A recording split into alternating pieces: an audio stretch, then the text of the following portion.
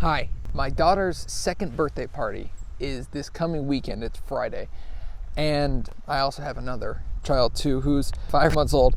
And I thought that this would be kind of cool to talk to them. I'm 28 now, turning 29 here in a few months.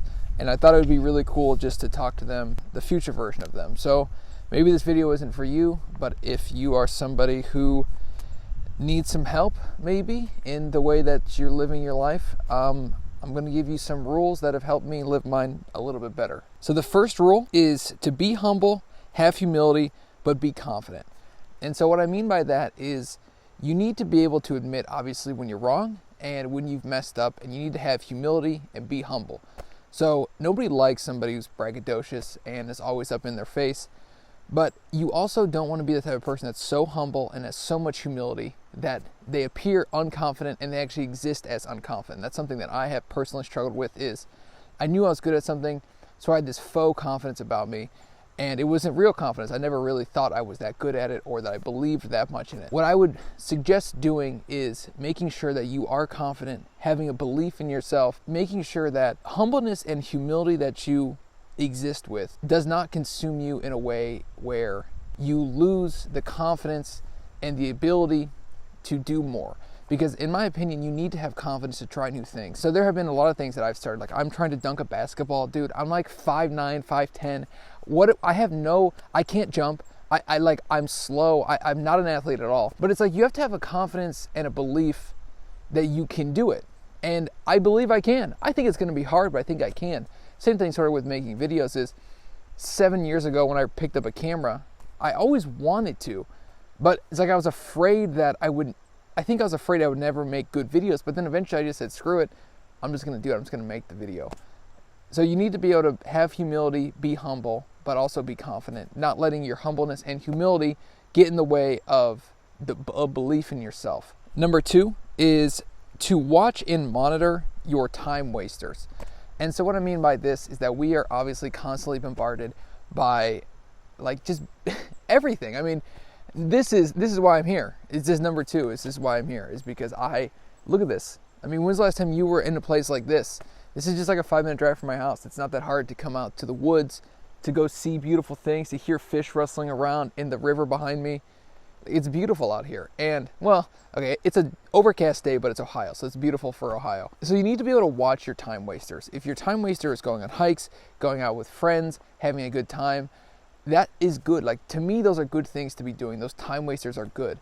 The time wasters where you're laying in bed from 10 p.m. to 3 a.m., where you're scrolling on YouTube or on TikTok, those are the bad ones. I've made that mistake of I'll get in bed at 9, 10 o'clock and then I won't fall asleep until 2 because I'm on my phone the entire time. I think a lot of times I was using YouTube as a crutch, saying, well, I'm learning a lot of stuff on YouTube, so it's okay because I'm learning stuff. But eventually, like, you're just making an excuse. What I would suggest is no distractions in your bedroom. Your mom and I, we don't have a TV up in our bedroom. You know that. We only have one TV in our entire house, and it's in the basement, where we have a little theater area where hopefully, I don't know if we'll be in the same house or not still when you're watching this video, but that's where we watch TV, watch movies together as a family. That's the only spot where we have a TV in the entire house. We don't engage with our phones in the bedroom. The problem is that we have our alarm clocks on our phone, so right now we do use our phone for alarm clocks. We're both very good at keeping each other honest on not scrolling. So if you're somebody who just feels like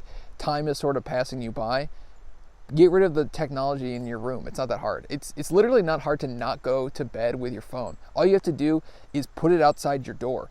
It's that easy. And when you're all snuggled up in bed, you're not gonna get up and go get your phone. You're just gonna go to sleep. So just watch your time wasters. You get a finite amount of time. It's really not that much time here. I know that you need to enjoy it. So that's why it's like, I mean, I know you're supposed to sleep more, sleep 8 hours, whatever, but like if you sleep 6 and you're living a full life, like who cares? I don't know. I mean, whatever. Sometimes I do that too. I do that a lot. I do that more than just sometimes. Just watch your time wasters though. Make sure that if the reason you're sleeping 6 is because you're doing something. There's been so many times where I'm up editing a video, I'm creating something instead of scrolling on my phone. Next is this is one personal to me, to own your media. Buy your CDs, buy your DVDs, Stop renting everything. I'm sick of these pay-to-play models where you're constantly just renting everything. To my 2 girls and hopefully my sons and other children that I will get to have, please, please, please own your media because like nobody owns anything anymore, and it's kind of scary. You're giving the control to companies who don't always have your best interest at heart. So you got to be wary of that for sure. The next one is to do with money. Invest your money. I made a video on this channel about money. If I am not around and you have questions about money, just look at that video. Invest and give your money. The reason you invest is because the future you is worth it. You invest everything. So whether it's time, money, whatever it is, you're doing everything for future you. So today you sucks, right? Today you suck sometimes. And today me still sucks. Like I wish I was perfect. I'm not. So what you want to do is you want to consider tomorrow you. And so I always try to think, well, what would 2 years from now Scott think of what I'm doing now? Well, he probably would be appreciative of the fact that I'm eating healthy, I'm working out, I'm spending a lot of time like building a craft that I really love. I really love making videos. So he would be really happy that I'm doing that. He's also going to be happy that I invest so much money into investment funds and ETFs and mutual funds. He's going to be happy that I didn't take that money and buy a bunch of frivolous things that I no longer even own anymore, or even really remember. Did you see that fish? So this is just more than money, but obviously in life you want to invest and give your time, give your money, and don't tell anybody about it. I always had this problem. There's this YouTuber now, who's Mr. Beast. He probably won't be a thing when you're watching these. And he makes these videos where he gives money away. And I've never been able to reconcile whether or not it's a bad thing. You don't tell people you give money. There's no point in giving money if you're just going to tell people you're going to film it. But also the reason he's able to give so much money is because he does film it, he does tell people. So I'm not sure, maybe somebody smarter than myself will have figured that out by now. But just remember, your time and money, invest and give it. Think about the future you, think about others, and don't tell anybody that you do anything like that because that defeats the purpose. The next thing is simple, make your bed. This one's easy. I actually discovered this during my 21 Habits in 21 Days challenge. If you haven't seen that one, girls, you should watch that. It's pretty good. It's a long one though, so get some popcorn. Invite me over because I want to watch it too. We'll get popcorn M&ms because I love popcorn M&ms, so we could do that. So make your bed. This is just like the smallest thing. The reason you do this is because, especially if you're in a rut, sometimes you feel like everything's against you, the bills are piling up, your job sucks, your car's broken, everything just sucks in life. The reason you make your bed is because you need that easy win in your life. And you need that easy win to get going. And if you can just make your bed, it's like, well, if you can just make your bed, well then, okay, then I'll shower. Well, I already made my bed, so let me go shower now. And then you shower, then it's like, let me brush my teeth. And then you start to get like a little rhythm and a routine, and you start actually doing things. The days I always accomplish the most is the days where I get up early and I do stuff, because that's just how life is. I mean, this isn't new advice, obviously, but Benjamin Franklin, he says, early to bed, early to rise makes a man healthy, wealthy, and wise. So obviously these aren't new ideas. If you're just in that rut, which we've all been in, which you might be in now, just all you have to do is just make your bed. It's not that hard. Just make your damn bed.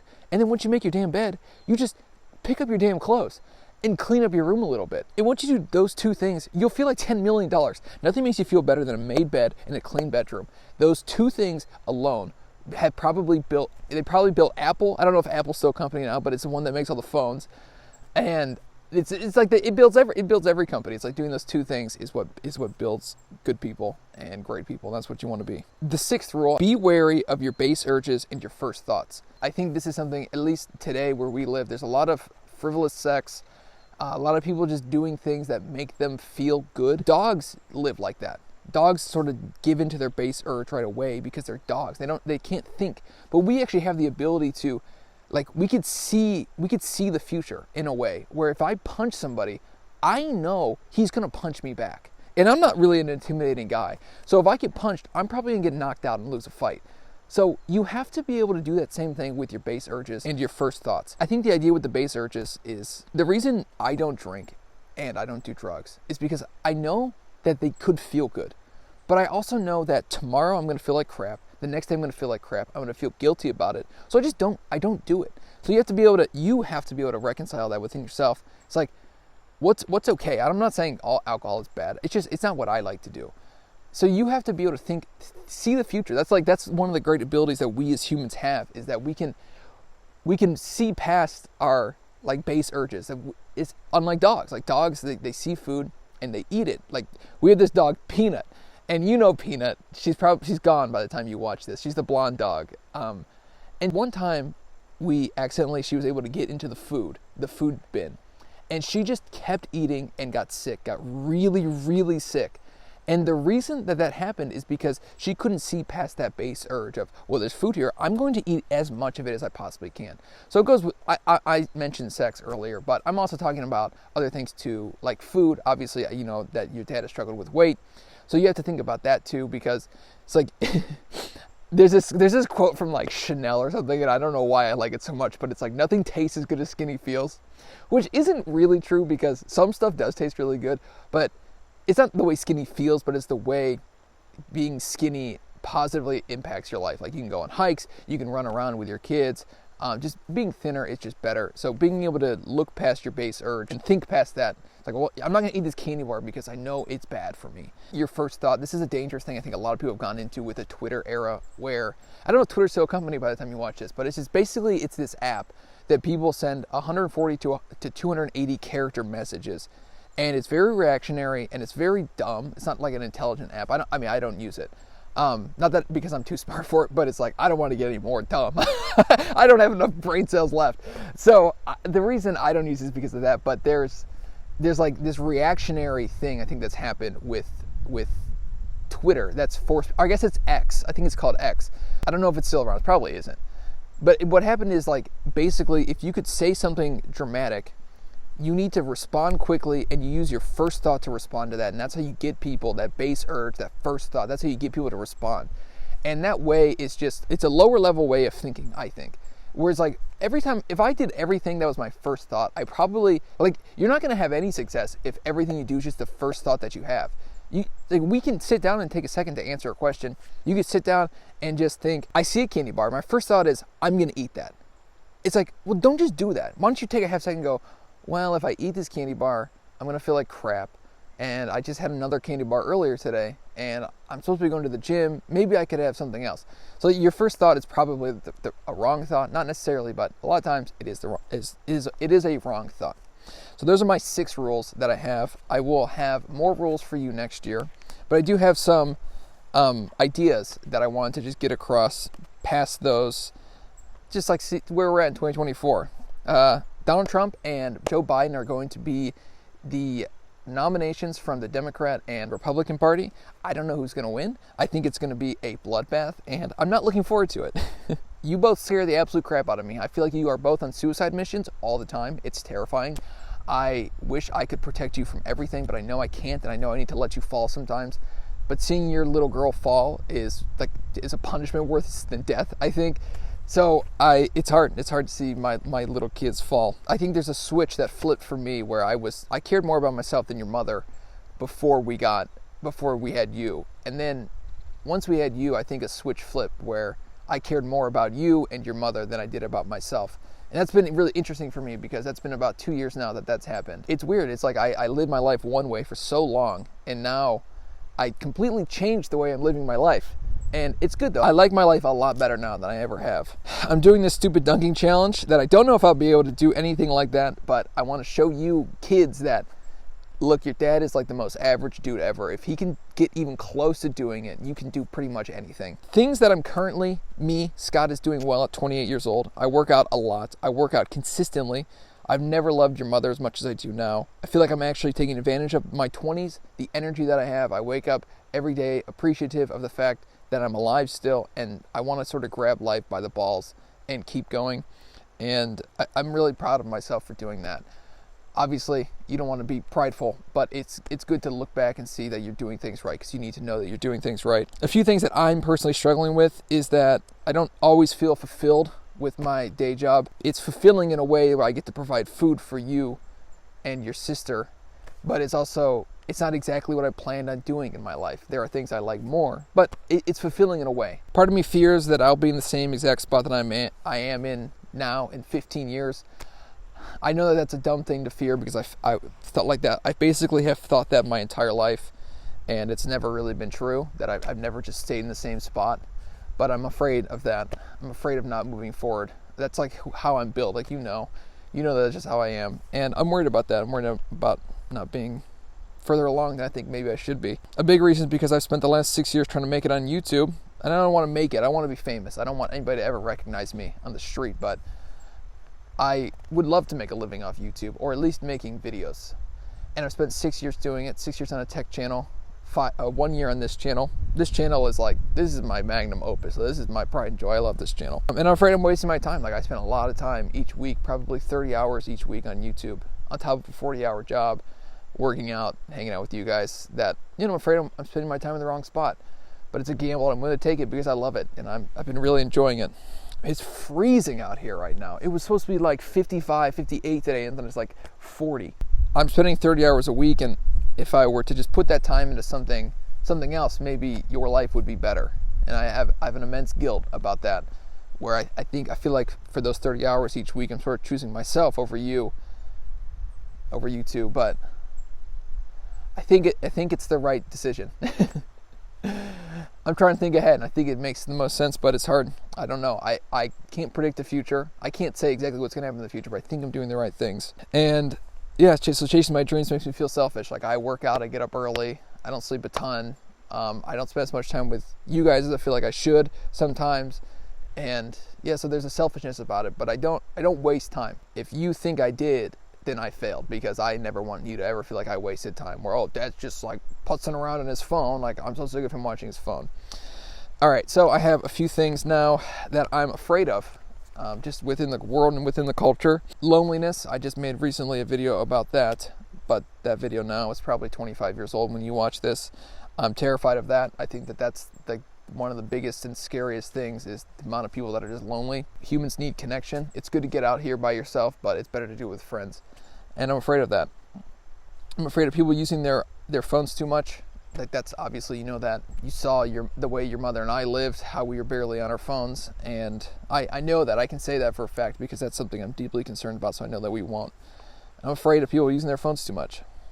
The lack of physical activity. I'm afraid of people spending too much time like playing video games and not leaving their homes. There's this thing called COVID. You probably learned about it in school, and it locked everybody down. Like, a lot of people gained weight. It was bad. It was bad for humans. It was a bad thing, and I'm afraid that people haven't recovered yet. I hope that they do. I hope people get outside more and just run around, because it feels good. It does feel good. So I'm worried about that. I hope I don't know what it's going to be like in 20 years, 25 years. iPad kids, I think you will never be an iPad kid. If I gave you an iPad, in my opinion, I failed as a parent. If I can't entertain you in other ways that's not an iPad, then I think I failed you as a parent. I'm not going to let a screen raise my kid. I could do that. I think that in 25 years, you're going to be able to look at a kid and be able to tell if he was an iPad kid or not an iPad kid. To the parents, if you're watching this, that have an iPad that's given their kid an iPad, take it away. You just have to. Sorry. There's no other option. You know it's wrong. I don't need to tell you why it's wrong. You know it's wrong. Take it away. I'm afraid of my kids not having friends. That's a weird fear of mine. I had friends. I've always had friends. And I'm afraid of you guys not having friends. I don't know. It's weird. It's like I'm afraid of you guys just not being happy. I think that's like, it's hard though. It's like you have to just, you're your own people. I can see it. Like, you just do things that you want to do sometimes, and it's like, why are you doing that? You know that that's wrong, but I can't stop you. You're a kid. And I'm really afraid of what porn is doing to my generation and younger, and I'm terrified of that. I'm not certain what the repercussions of that are going to be. I hope I'm wrong. But I don't know. I think that that's a bad thing. I know it's a bad thing, and I'm terrified of what's going to happen to people who watch too much of it or watch any of it at all. A few things that I'm hopeful for are, I think that there's a growing movement of people who desire to slow down, get out into the world, spend less time on TV, spend less time on their phones. There's a movement right now that's called dumb phones on my tech channel. Your dad makes videos about that. He's yelling at people to stop using their tech so much, and I hope that he had an effect on somebody. It's like, I make these videos to make a better world for my kids and for you, and I hope that I had an impact on somebody at least. Wouldn't it be funny if like your husband watched me when he was like growing up? That'd be so weird. That'd be so strange. That'd be so weird. Let's see, my channel, this channel, is slower and not as dramatic. If this channel has any type of success, then I think that there's some type of hope. My channel is, I'm a good video editor and a good storyteller, and I think that if my channel has success, it's not Mr. Beast style of content. And what that is now is it's just like this really fast pace, explosion here, explosion there, explosion there, explosion here. There always will be a spot for that. He didn't invent anything. He just invented a new way of doing it, basically, but that's not a new idea, which there really aren't any new ideas. But I hope that my channel is proof that maybe some people at least want to slow down. Another thing that I'm hopeful for is that everybody I know that's my age and is friends with me or that I've talked to is anti-iPad kid, which I think is very good, because that's one of my biggest fears, is iPad kids. And every single one of my friends, I ask them, like, you gonna give your kid an iPad? And they say no. And I say, good, because if you do, I'm gonna make fun of you, and I'm gonna make you get rid of that for your kid. And if not, then we're just not gonna be friends anymore, and I'm willing to risk that. And finally, people know that these gadgets are actually bad for them if they spend too much time on them. People understand that spending too much time on your phone, sending all this information all the time to your friends and family and all that stuff, it can be a good thing, but generally speaking, spending too much time on Twitter, YouTube, Instagram, Facebook, all that stuff is a bad thing. So it's 2024. It's March 17th or 16th of 2024. And I love you both very much. To any other kids I have, I didn't know I had you, so I couldn't make a video including you in it. So at the moment, I just have my 2 girls. And I love you both very much. And I look forward to making this video next year. I hope that maybe some of the things I was worried about have gotten better, and if not, then that's it. So thank you. I love you both. Bye.